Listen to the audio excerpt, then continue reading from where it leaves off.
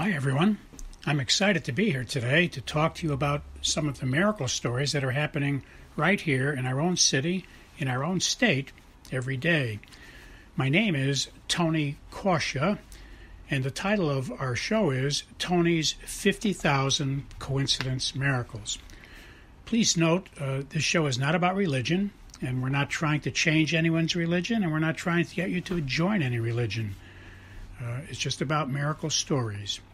I don't know of any religion on the planet that doesn't talk about miracles. That's why religions begin, because they have something that's telling them there's really a God. But we're not going to get into that. We're going to just talk about miracles and leave the decisions about all that up to you. So we don't care what religion you are. We just want to talk about miracles. If you are an atheist, I think you'll enjoy the program as well, although I can't guarantee you'll remain an atheist very long after you hear many convincing stories, coincidence kinds of stories about miracles. You can email me your own stories if you wish. We'll try to use all we can on the show. I can't guarantee we will, depending on volume and time, but you're welcome to send your stories on to us, and we will mention them when we can. You can send them to the following email address. But please notice that if we do use your story, we won't mention your name. We'll keep you anonymous. And we suggest that in your story, when you send it to us, don't use your correct name. That way anyone listening will not be able to figure out that it was you that sent the story in. The email address you can send your stories to is very easy to remember. It consists of 2 words and 3 numbers. The first word is Tony, spelled Tony, and the second word is and, spelled A-N-D, and the numbers are 777. So once again, the name is Tony and 777 at AOL.com. Well, let us begin. Hi, everyone. This is week number 50, and our first sharing 4 coincidence miracles, and I just would remind you that we're talking about coincidences in our lives which we know are miracles. If I think it's a miracle and it's a coincidence, then it's a miracle. If you think it's a miracle and something happens in your life, then it's a miracle. So all that's necessary to notice a coincidence miracle is, first, you notice a coincidence, and second, you notice the events that are happening in the coincidence are things that you know are miracles because of what's happening during that item. So the first one I'd like to share with you is I was inspired by God during prayer one day. I was praying and I was inspired to post on Facebook and LinkedIn what I've learned over the last 78 years of my life, what I've learned as the steps that people go through in the process of developing a true loving relationship, true love relationship between a couple.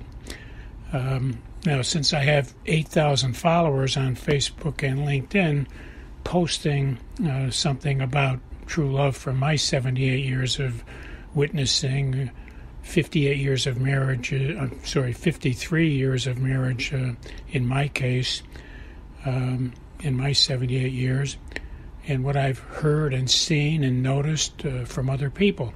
So it's a pretty serious endeavor, and I needed to pray about it and ask for wisdom about it, which I did.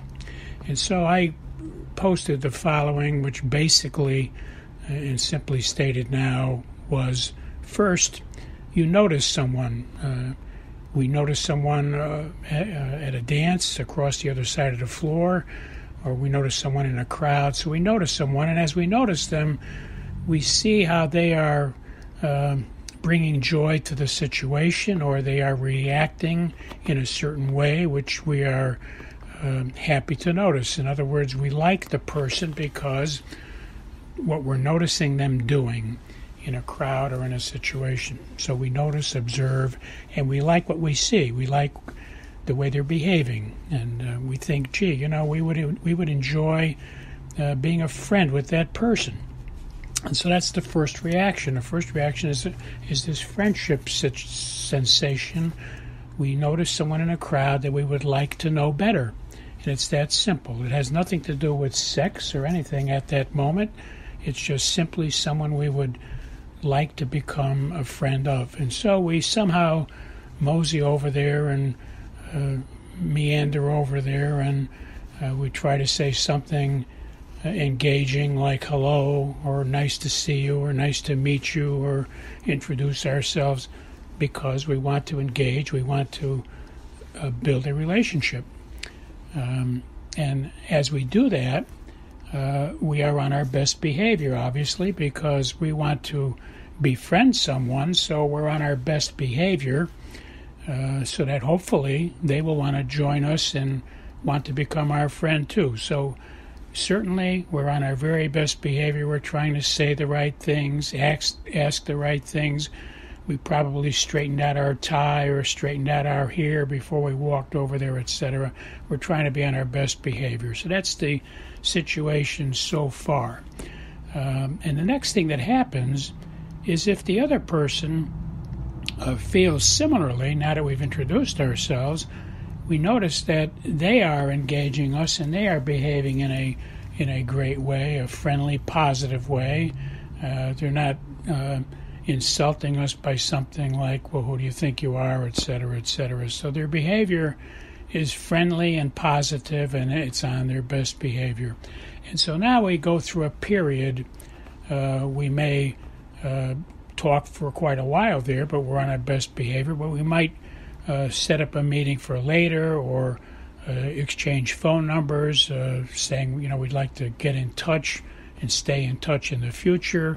And can we, share our cell phone numbers or our email addresses or our phone numbers? So we are reciprocating. And so we go through a period now, which might go on for a month or two, where we are being very reciprocal and very friendly toward each other, and we are building a friendship.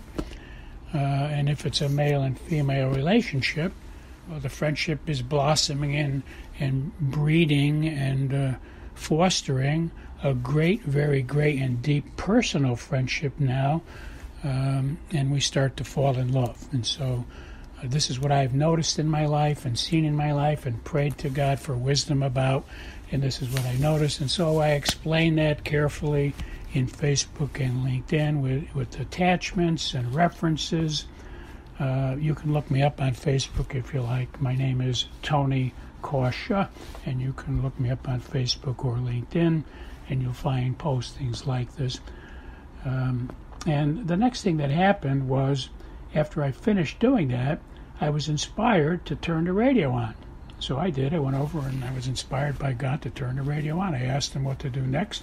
He said, turn the radio on. It was close to the news time. And I, normally listen to the news often during the day when it's on. And so being inspired to turn the radio on was something I'm accustomed to. Well, I turned the radio on, and lo and behold, the record that's being sung by Enrique Iglesias is called Hero. That's just one word in the title, Hero. There's other songs, Will You Be My Hero, etc. There's other songs with the word hero in it, but I don't want to confuse you. This song is just one word, Hero, and it's sung by at least one person I know, Enrique Iglesias. Iglesias was singing it at that moment. And the song was very beautiful, and the lyrics in it go something like this. Will you dance if you see me dancing? Will you cry if you see me crying? Will you laugh if you see me laughing? And then it says, will you stand by me forever? And it sings some other lyrics, similar lyrics like that, and they repeat those lyrics a few times in the song, and there's a wonderful melody to it. It's certainly an enjoyable song.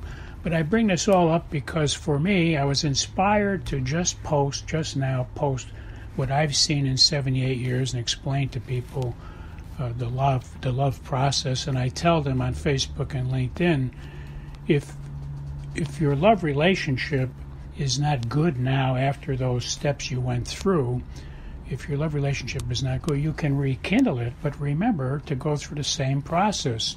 You meet, you greet, you engage with your best behavior. You try to use your best behavior, and it's your reciprocalness of using best behavior that causes the great relationship.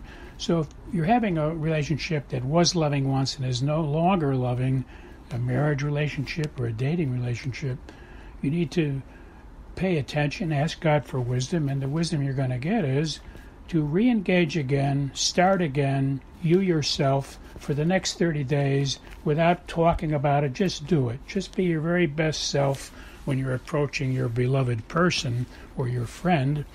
And if you do that for 30 days, your best self, you're acting the best way, speaking the best things, being kind to the other person, your best behavior like you did when you were courting, like you did when you first met the person, what will happen is the person will start to reciprocate.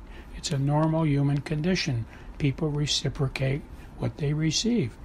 And so that's what my message from God was to do for Facebook, and hopefully the message is being spread by 8,000 people, I would hope. And then I was inspired to turn the radio on, and I get this wonderful song that's saying, will you dance if you see me dancing? Will you cry if you see me crying? Will you laugh? Which, to the point, is reciprocal, a reciprocalness between two people. Okay, so I hope you enjoyed that. And I would now point out to you that I have a podcast, and you can listen to all of our past 49 shows and this show number 50. If you just Google, the simple address is, think of a capital W, think of that, but it means worldwide. So the radio podcasts are on WCATradio.com. So I'll say it again. The address is the letter W, then C-A-T, the letters C-A-T. So it's WCAT, then radio.com/miracles/ One last time, WCATradio.com/miracles/. Our next coincidence miracle has to do with one I've shared with you in the past. For the last 7 days now, 7 days in a row, I have awakened. I've been awakened like a split second before the alarm would go off. Sometimes it's 15 seconds, 20 seconds, 30 seconds. It varies, but I wake up the last 7 days before the alarm goes off. Now, after 7 days, you can begin to take these coincidence miracles for granted, but I feel the presence of God and sense the presence of God when I wake up. So I wake up, I feel the presence of God, and then the alarm goes off. Now, the last time in the 7 times, I woke up and the alarm did not go off. So out of 6 times in a row where the alarm went off, this was the 7th time, and I said to myself, I wonder why. So I asked God, I said, Lord, why is the alarm not going off? Normally you wake me up. And then I got the sense to look at the clock to see what time it was, to see how close I was to the alarm. And sure enough, as I looked, the alarm went off. I bring this up because I think in this process, what God was doing was nudging me and prompting me to notice that, yes, indeed, it happened 7 days in a row, but if I'm not careful, I will start taking this for granted. So the point I'd like to make to all of us today, including myself, is that we don't take any of these coincidence miracles that God sends us every day for granted, because what will happen is we'll just start calling them coincidences like we used to, and we'll not notice that they are really miracles. God bless you all, and I'll talk to you next week.